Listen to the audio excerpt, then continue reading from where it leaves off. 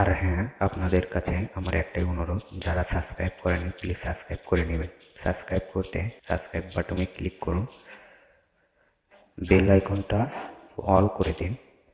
আমার নিত্য নতুন ভিডিও পেতে আপনাদের কাছে নোটিফিকেশন আকারে চলে যাবে, আপনারা সবাই ভিডিওটা দেখতে পারবেন।